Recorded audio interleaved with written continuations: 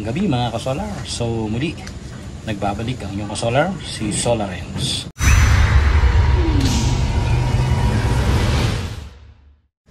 At meron tayo ngayon dito another 1 kilowatt na hybrid off-grid solar inverter. So yung nauna natin dito ay isang 1 kilowatt din, pero yun ay 24 volts. So ang kaibahan lang nung sa nauna na ating na-review ay 12 volts ito, at yung nauna nga ay 24 volts. So papakita ko sa inyo at na-mount na natin yung 24 volts.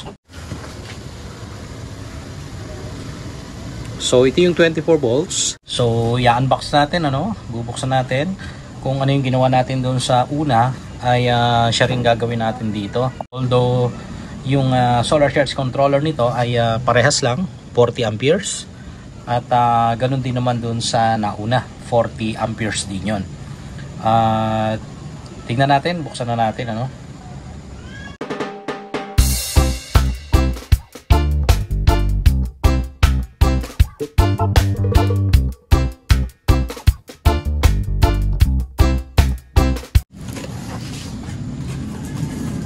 So yun, mukhang parehas din. Merong battery cable, merong manual. So dito sa manual ay general din yan, from 1 kilowatt to 6 kilowatts, pero siyempre ito ay 12 volts lang. Okay, so pag pinower up natin later on ay ipapakita ko yung parameter settings. So yung A0 hanggang A9, titingnan natin yan. Pareho lang na toroidal. Okay.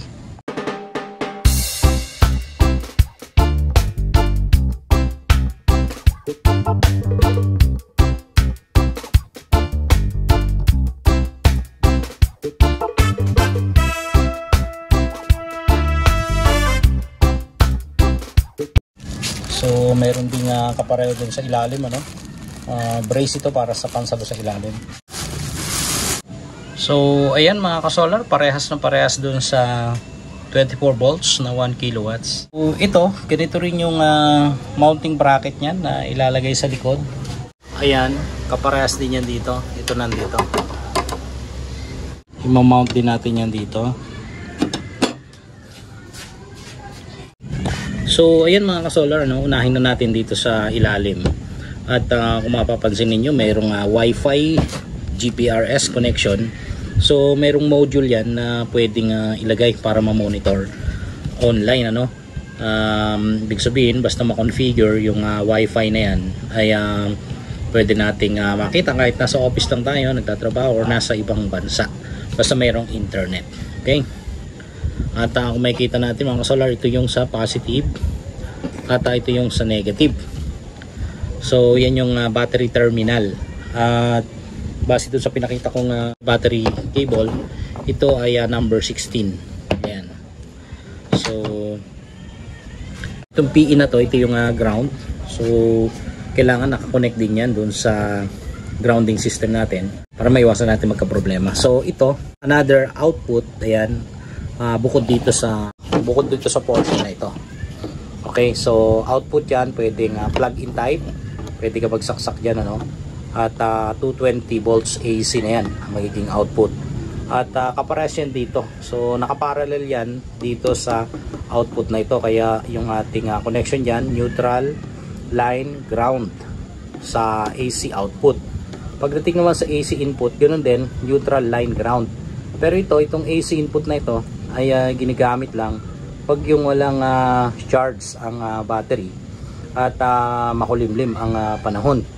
So ito yung tinatawag na utility charging, So yung kung magtatanong kayo kung ito ba ay parang pang on-grid connection, yun po ay hindi, dahil itong hybrid off-grid ay purely functioning as off-grid system, hindi siya pwede sa on-grid function dahil nga ang input nito ay para lang sa utility charging at yung output nito ay hindi pwedeng pumunta palabas ng Meralco or any distribution utility dahil magsasalubong na yan. At pag nagsalubong, kahit hindi pa bagong taon, mag-happy New Year na tayo.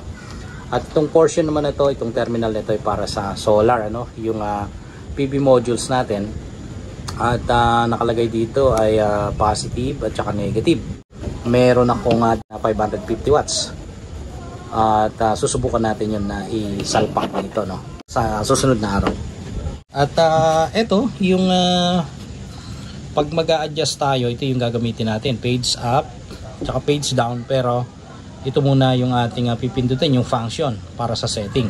Pero bago natin magamit ito, itong page up at saka page down and function, kailangan ma-power on muna natin ito. At pag pinower on natin, kailangan nakakonect yun sa battery na 12 volts. Okay? Ayan. So although 24 volts yan, gagawin kong 12 volts lang. Ito yung sinasabi ko kanina na AC priority. Doon sa ating setting, ipapakita ko dyan yung function nun, yung AC priority at saka yung battery priority, kung paano siya nagwo-work. Kaya nga tinawag ng working mode setting. So papakita natin yan sa another set of video para malaman nyo kung paano sineset at mag-function ng tama ang inyong inverter kung sakaling kayo man ay bibili. So dito mga ka-solar, ito yung mga LED indicators. At itong mga LED indicators na to ay merong coding yan. So kagaya ng AC, naka-green yan. At yung battery, yellow. Inverter, yellow din. At pag nag-fault yan, magre-red dito sa portion ng fault. So ibig sabihin, working abnormal. At dito naman pag nag-yellow, ibig sabihin ay nagsusupply ang battery. Kung sakali naman sa battery, malalaman natin na nagcha-charge yung MPPT nito papunta dun sa battery pagka nagpa-flash yung indicator natin dito sa battery. So magpa-flash yan, pero pagka nag-bright ito at nag-steady, ibig sabihin puno na yon, puno na yung battery charge. Okay, so ito yung AC input naman, dito yan, pwede nating i-standby yan if in case na naka-battery mode setting tayo. So ibig sabihin nun, kung sakaling malobat at wala tayong charge galing sa solar panel, ay pwede mag-shift yan panel to AC input at yun ang utility charging para i-charge niya yung battery. Okay, at papakita ko yung sukat para in case na kayo ay mag-install, alam nyo na yung tamang paglalagyan, masusukat na ninyo. So sa lapad nasa 10 inches, ayan, 10 inches yan, or mahigit sa 25 or 25 centimeters, equivalent ng 10 inches. At yung taas niyan, ayan, pagkasama yung body ay nasa 1 foot o kaya ay 12 inches. Ayan, at yung kung isasama natin dito sa, ayan, yung sa cover at yung battery, nasa 13 and 1/4, 13 and 1/4 inches. At yung taas niyan, ayan, tingnan natin. So nasa 12 centimeters or kulang na 5 inches. Okay, so subukan na natin buksan, tingnan natin dun sa loob. So subukan nating buksan ito.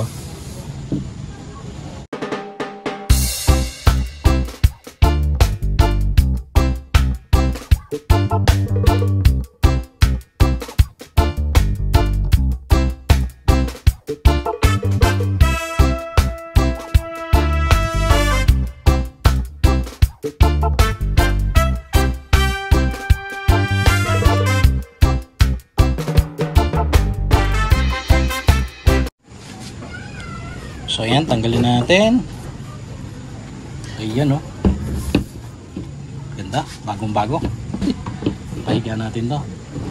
So, talagang toroidal, ito yung nagpapatunay na toroidal, ibig sabihin transformer type.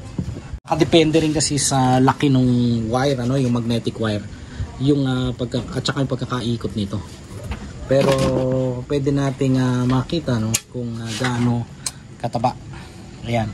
So parehas lang, nasa halos, ang diameter niya ay nasa almost 5 inches. Ayan. At ito yung portion ng inverter mismo. So ayan, may mga capacitor pa yan.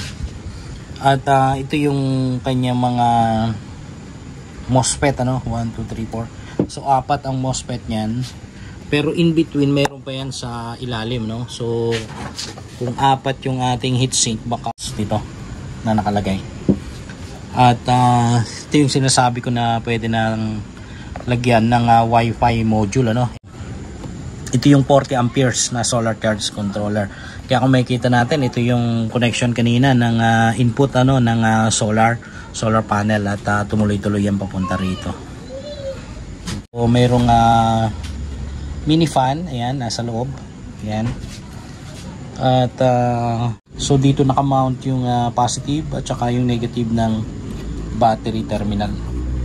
At kung makikita ninyo mga solar, no, ito yung sinasabi ko kanina na para sa solar panel na pumunta rito, at ito na yung charging wire niyan, ano, or cable galing sa MPPT or yung solar charge controller na maximum power point tracking, at papunta rin dito, nakakonect din yan sa battery terminal. So positive at saka negative. Subukan nating i-mount, ano, itabi na natin doon sa 24 volts.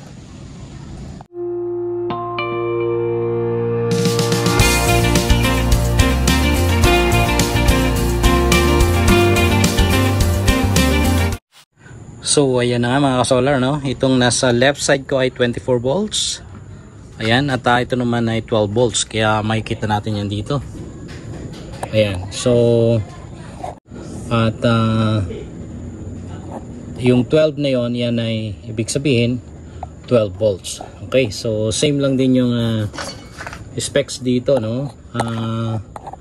Halimbawa doon sa AC input, same din yan sa 24 volts na 120 ang minimum, 120 volts AC, at ang maximum niyan ay nasa 275. At syempre 60 Hz, kasi 60 Hz tayo sa Philippines, ano, yung tinatawag natin frequency, at single phase yan. Okay, yung output 220 volts, 60 Hz din yan. Okay, so dito sa may maximum